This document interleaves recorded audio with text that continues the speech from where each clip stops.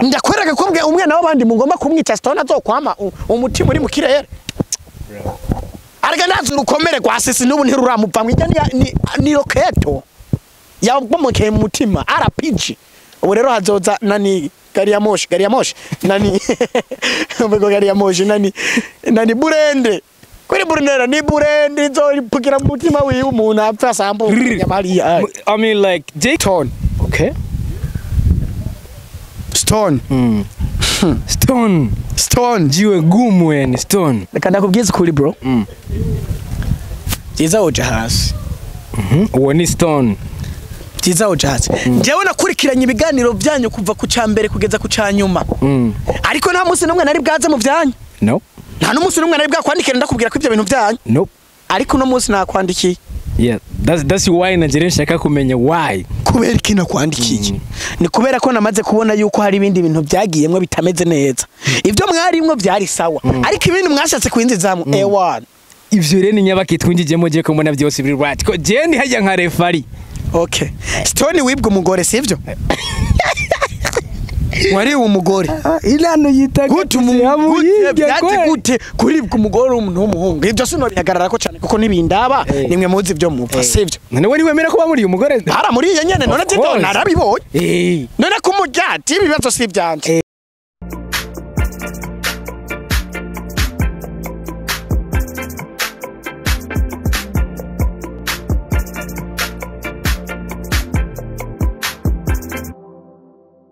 Yo, what's up, Goofo? How are you doing? Ebana mimi ni Takim the Plus.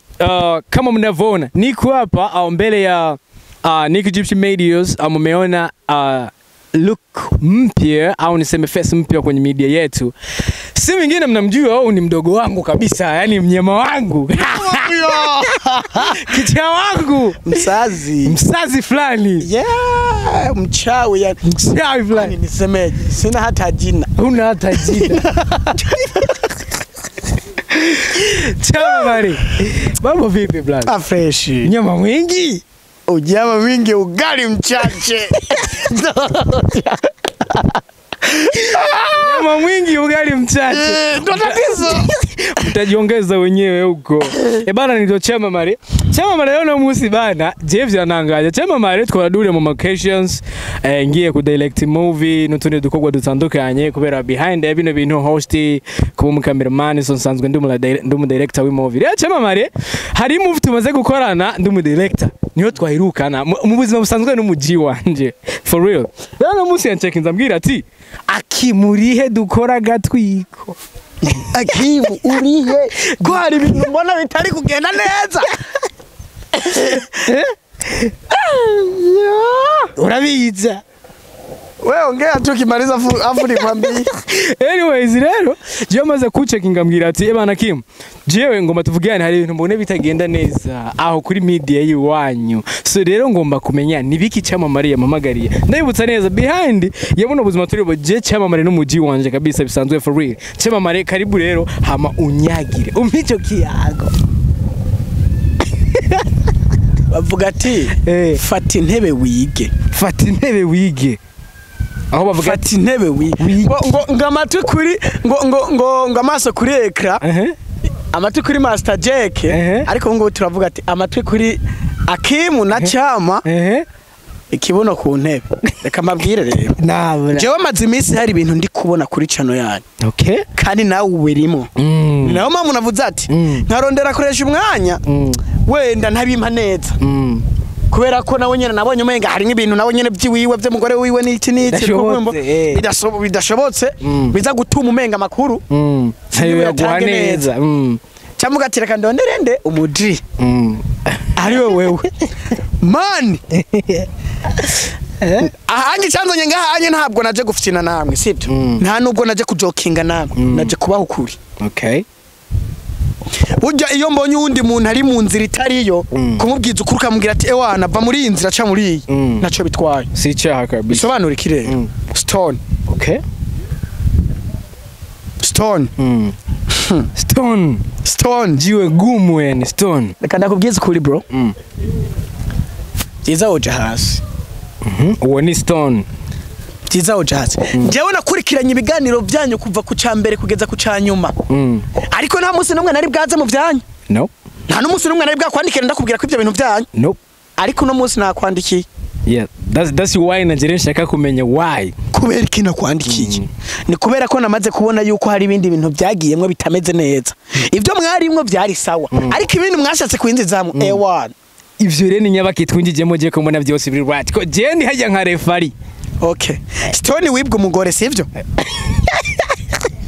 wari umugore ilano yitaga gute kuribwa umugore umuntu w'umuhungu ibyo sino bihagarara ko cyane kuko nibindaba nimwe muzi byo mupfa sivyo none wari wemera kuba muri umugore bara muri ye nyene none tito narabibonye none kumujyati ibibazo si byanje ariko ikibazo ciwanze nico canzanye ibyo byo kurajyana n'abagore impamvu zawe bwite n'umugore wawe of course ndamanitse amaboko kuri ibyo rero niwumve yuko ngo hari ahantu uvuye hari aho wahungiye oya ushatse kuvuga iki cyamama ni naraganye nicyo ushatse kuvuga ni nacyo canzanye ngaha okay kumva yuko hari ahantu wahungiye mu mahoro ahubwo wahungiye mu ntambara what basi Stone kugeza isaha yumva yuko ngo yari umudemu famba sije oya none nyine baramumuri urumva yari mu systeme aho rero we wari umudemu ngo nawe uri yuwa nawe yundi raga ni kubuzima bumeze aho muribeshe inanu yitagatise yamuyinga ko Aventuro hari n'ikindi mutari muzi ujya mukobwa Brinella na wazi okay basi yumvishe yuko umwanya basi ewana aramufise ari muri love hahiya gurumanye uri kwihenda man uzoza kubabazwa bimwe utazopfa wibagiye oye none man nimba umugore wiwe sisi baramumutwaye barabyaranye arinze aribwa umugore bavyaranye bafite umwana wumva yoza kuba barahebwe ne Brinella bataravyara rero yumvisha yuko ari mu rukundo rwahiye kandi Brinella ubwe mu mutima wiwe ndisika 5% zitanafise bwana we ati mbaza kubera iki niko ndavuga yo yose nene bahora bakundanye na femme yes ni yamuriye femme yes none gute womenya ati yagiye kwa femme avuye mwere yakafise umuronga gasheni kaba ex ujya mukobwa hoho rero nyimba ari uko none womenya yuko Brinella kugeza nisa jewe ntaramuva mu mutima wiwe oh Ines ni exclusive rero nshatse kuvuga yuko Brinella we nayo mwigeze gukunda Brinella ndamuzi neza Brinella n'umuntu yamara nitwe muhiri wanje what bang bro ariko niyo mpamvu uriko natangazwa n'ukuntu Stone agiye kuba bro ugiye kubabara uzokwamura w'ibibazo mu gihe cyose wamara uwamarira bro jarova ingwini ba exclusive kwa nawe parusha pita daraja tayari sio kupita na bado na sasa hivi nimpigie nimpigie nimwambie wa Brinella njoo anatia timu anatinga pale na uwa naleta choko wambwa Zarabirama wanze ukuntu numva umuntu arababajwe acanyirukira mu bibabaro kandi why ni hari igihe bro navyigiye ahubwo reke no muhanura listen bro navy'inyuma oya hacha mama rumviriza oya Brinella twari kumwe mwihurira jewe na fama na Brinella twese twari mwihurira urazwari ni movie manze kuba shootinga mu none oya mugabo hari igihe bishika ugasanga umuntu bagiye ba ex bose nta rukundo rwiwe rwari rurimwo ukacusanga Stone we barahujije man urumusatse mu mutwe bishikirofana iyo hari n'abantu ayo sasa ni matusi sasa abo nitukana ariko hari urazi mu buzima ndakubwire wewe nani Hakim hari ibintu uvuga ukumva uteye inyumuntu ahisa kwishura uruntu rw'urubombe rubabaje kandi atagahunda yo kugutuka yarafise CAMAMARE umviriza we kintu rega niko ndavuga sikimwe none ngo mucyumvisha yuko isi yose Brinella azoca guma ari wundi nyene adahinduka nyimba yarabwiwe ari guhinduranya abahungu nyimba wumva ko yahindutse jewe ndi siri nyimba yumva yuko yahindutse sibyo buryo umutima w'umuntu ntunyegezwa kandi urukundo rwa nyakuri ntirunyegezwa sibyo kandi aho umuntu uwakunda naho yo munyegeza ntibikunda samples ushobora kuba uri kumwe n'umuntu ukaba n'ujya muntu ariko hari undi muntu wowe ufise mu mutima nese ngunya ntibari kumwe na fama ariko urukundo rw'iwanje rwamye kandi jatanona ari birashye ugasanga mu system mu Congo fresh okay rero uko onye kumva yuko wowe uri kurabipinga karuko nze ndakwemeze n'ubu dense ndamutelefona ndamubwira ati ingo muhira ndakwereka ko umwana w'abandi mugomba kumwica Stone azokwama umutima uri mu kirere arega nazo urukomere kwa sisi n'ubu ntiruramupfa mwijya ni roketo yabomokeye mu mutima RPG ubu rero hazoza nani gari ya moshi nani umego gari ya moshi nani burende kuri BRINELLA ni burende nzopukira mu mutima wiwe umuntu apfa sambo nyamariya. I mean like Jake nurumva ndiko ndahagarara ko ntine kurantahura ego fresh Stone ari mu bucyungu mugabona sisi wo micereka ngaka mwumviriza ideas ziwiwe ariko arasigura uza gusanga nawe kandi yarababajwe na Stone. Ene urukundo niko rumeze ririzi ibyo byabo byitereye. That's why nanje ndiko ndavuga ati niba we wararenganye ku kiraro ukajabuka na wararenganye hajya je nakubitse mw'ururenge no muracahagatseyo inanga areka tenda arenganye ndagiye sibyo kijya gicapo cikirato ciwanje cyo musi kigumye hahantu nahonyora kandi cengetse hari ariko kigumayo shaze gusobanura iki kowe bado umekaa moyoni mwako cyane uvuga kari purusa 90 kuko purusa 90 igimwe yasigaye igiziga 10 ngira nizo yari yahaye ifambi 9 je ndiko ndaraba abantu ibintu bigeze ibya sisi na ale byaratinzira barakundanye to be honest and sometimes baraza ku kamera bakatwereka romance y'ubumesha. You know what I'm saying? Kwa hiyo na Stone ifikia stage tuache ibintu mani hari igihe umuntu ababazwa mu rukundo ni nkakugira CAMAMARE. Okay, basi je let me be honest, right? Ubuzima nakuriyemo n'ubuzima mbayeho mu hari itandukaniro cyane. Sivyo? Kera hari ukuntu twahangayitse cyangwa ugasanga twakuriye mu buzima bwiza mugabo byarahindutse tukaba tubayeho neza cyangwa nabi. Uko biri kose uko bucya bukira umuntu ara nextinga cyangwa agakubita intama kasubira hazi, sivyo? Ko rero tuamini kwamba ibintu birahinduka nayo usanga BRINELLA yarahindutse Stone yarahindutse bagahuza basi bakavuga ati okay let's beauty something ubure barubatse ikintu reka bibanirema wowe ufise ubwenge bwihuta mu kwiyumvira cyangwa ufise ye barakundanye umva rero ndakubwire we nawe ntumzanira ibifukunye mu mutwe ufise ubwenge bwihuta mu kwiyumvira cyangwa ufise ubwenge bwicaye nyene wiyumvira ibyo ubona nyene why bro no barakundanye man okay barakundanye reka ndakubwize kuri mwabahungu mwe ibyo mudafise ubwenge bwuzuye neza agatoki kamenyereye gukomba kama gahese every day ingaso y'umuntu iragoye guhindura means like ushaka kuvuga yuko rebe yagatuke kiwe kama kagora reka ndakubwize uko just because reka nkubwire rero just because reka nkubwire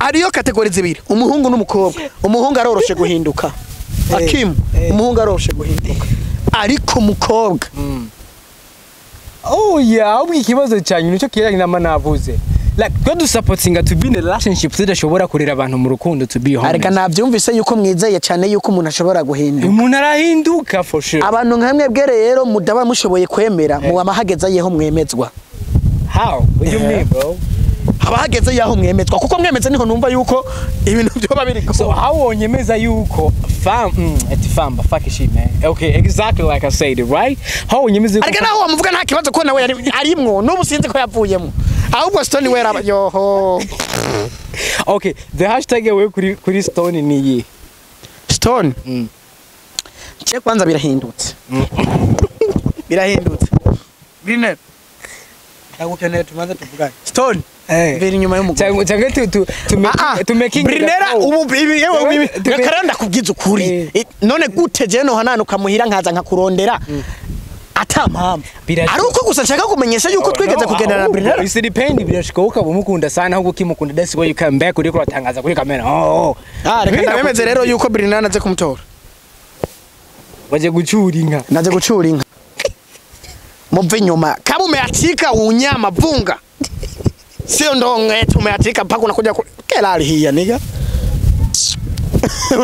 ulikura shinyi pigi hanga jembere iwa bro no listen bro kwanza tena kene story mbele kwa birugo tena anashavuye man kumbe mikwala yote kumbe karikaje kumbe karamukunda nako nyine BRINELLA bro get the fuck out here bro ari kitizere mvise nuko ari je nagiye kandi ngarutse mvise sample yuko azogaruka nico kimbabaje rero ukuntu Stone agiye kubabara uzokwababazwa mpakupfuye okay why wowe tumvire wo kuzobabara jewe uyu kaburiko wizeza abandi jewe sinzobabara kuko ndamuzi BRINELLA ndamuzi hivi we na famba nindi yatangwe ko BRINELLA jewe hama tagenda kwa famba bisiguri yara kubabaje right ntabwo yambabaje ubona havuye ko famba agiye kwandi yoho none imagine I'm next 2 time I'm next 2 time yeah hao watu wamekanyaga wameacha mguu kama ulivyokuwa unasema amna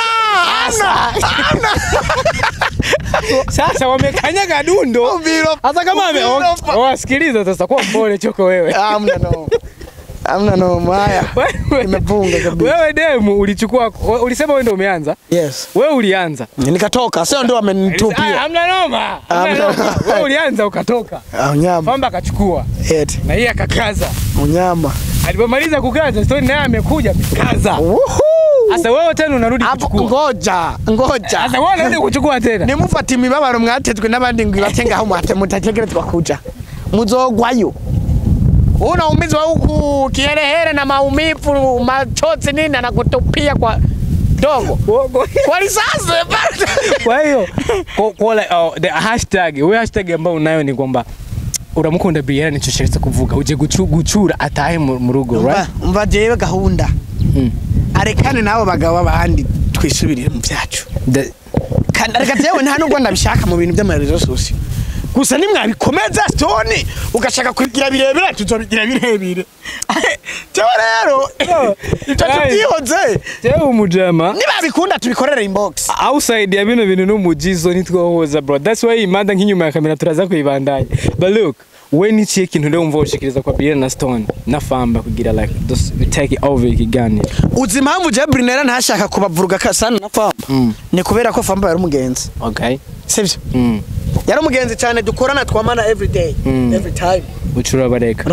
Nca ndabareka kugira ni byice job. Oh, okay. Uri kunyuma wagize sacrifice. Ariko ubu rero kubera ko Stone ntaho duhuriye ku bintu by'akazi. N'ubujama busanzwe. Mana umudemu rero n'ubujama turabushyira pembeni kuko abadapfuye amafaranga n'umugore babara basatse. Bagabo bapfa amafaranga n'umugore. Nta nibindi n'amatongo. Ubwo nibwo butumwa bahaye. Ubwo nibwo niyo message utanze cyane. Kuri Stone na Brineella. Kubera ko Brineella ntabwo tuvugana cyane. Woje gucura noneho. Jenje gucura niyo mpamvu nambwiye ati nta. So hashtag ire kwa Briella. Kwa Brineella ni gahunda yo kumutora. Kwa Stone ni gahunda yo kubabatswa. Nyibafasha urukundo yakuye kwa sisi n'amashapu n'umubabara kabizana kwa Brineella. Aheza nijuru. Tuzohurirayo. Kwa mke wako ngoja kuchukua kama kawaida. Bana kama kawa mimi ni Kim the Plus Mode OG. So subscribe kwa channel yetu YouTube. Let's see. Shout out to CEO Emily Nikki Hancho against your man. Iri chema mareba ni petit frère for real though, like you know kadufitanye ama project menshi. Nyibuka kumushigikira aheruka kugira ikibazo kuri YouTube channel yiwe. Ubu kandi warakoze YouTube channel? Na YouTube channel bara yarapfuye. Okay, ndaza kubaterera link hariya muri ntuzenyu. Muraza gusanga YouTube channel yiwe hariya muri description. So thanks so much bro. I love you so much.